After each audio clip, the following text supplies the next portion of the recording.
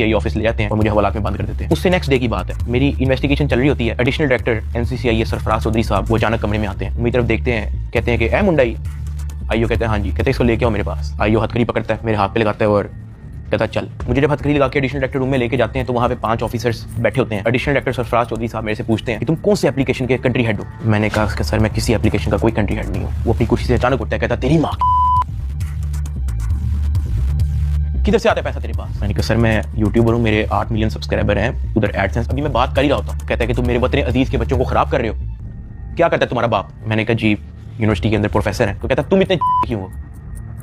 मैं चुप रहता हूँ।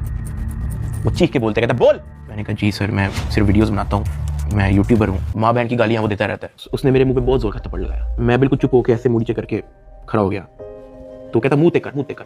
अभी मैंने मुंह पर किया नहीं था। वो जोर से चीख के कहता मुंह ते कर। अभी मैंने वो मुंह पर किया ही था, उसने मुझे दूसरा थप्पड़ लगाया। मैं वहाँ पे बड़ा हेल्पलेस फील कर रहा कि यार मेरे से ऐसा क्या हो गया। मैं भी सोच ही रहा था, उसने मुझे तीसरा थप्पड़ लगाया। मुझे माँ बहन की गालियाँ दी जा रहा है। मैं अपना मुंह नीचे करके खड़ा हुआ हूँ तो मेरे थप्पड़ इधर लगता है, फिर वो कहता मुंह पर कर, फिर मेरा थप्पड़ इधर लगता है। वो मारी गया जब तक उसका दिल नहीं भरा। मैंने तो गिने भी नहीं है कि उसने मेरे थप्पड़ कितने मारे हैं। फिर वो मुझे कहता कि अपनी टांगे बेंड कर। मैंने अपनी टांगे बेंड कर ली। कहता हाथ ऊपर कर। मैंने अपना हाथ ऊपर कर ली। वो घर में एक वीडियो कॉल लगाता है जो एक बच्चा रिसीव करता है जिसकी एस्टिमेटेड तकरीबन एज होगी 7 साल। वो उस बच्चे से पूछता है कि डकी भाई को जानते हो। वो बच्चा कहता है जी। वो बैक कैमरा ऑन करता है, मेरे हाथ खड़े होते हैं, टांगे बेंड होती हैं। वो कैमरे से दिखाता है उस बच्चे को कि कौन है ये। कहता है डकी भाई। तो कहता है कि तुम इसके प्रोग्राम देखते हो। कहता जी। वो पीछे जो प्राइवेट मुलाजिम खड़ा होता है वो बहुत जोर का पीछे थप्पड़ मारता है। सरफराज चौधरी साहब उस 7 साल के बच्चे को कहते हैं ये देखो इसके साथ क्या हो रहा है, अब देखोगे तुम इसका प्रोग्राम। कहता नहीं, चलो फटाफट इसको गालियां दो। बच्चा कहता है कि सरफराज चौधरी साहब कहते हैं और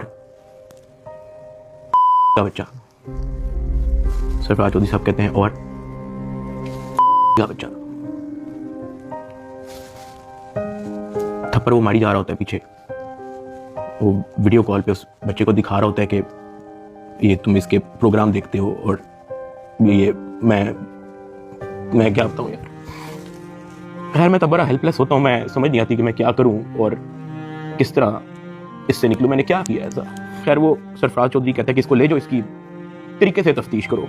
जबकि मैं डे 1 को आया हूँ। मैं सब कुछ, मोबाइल का पासवर्ड, मैंने लैपटॉप के पासवर्ड, मैंने जीमेल के पासवर्ड, मैंने एक चीज़ नहीं छोड़ी। मुझे आज जितने ऑफिसर्स थे वहाँ पे, मुझे एक ऑफिसर आके बता दे कि डकी भाई ने हमें ये चीज़ नहीं थी दी, इसलिए हमने मारा है। वो तफ्तीश के अंदर इस जगह कोऑपरेट नहीं था कर रहा, इसलिए हमने मारा है। मुझे एक बंदा आके दिखा दे यार। मेरा 23 दिन का रिमांड लिया, मैंने पहले 23 मिनट के अंदर उनको सब कुछ दिया है।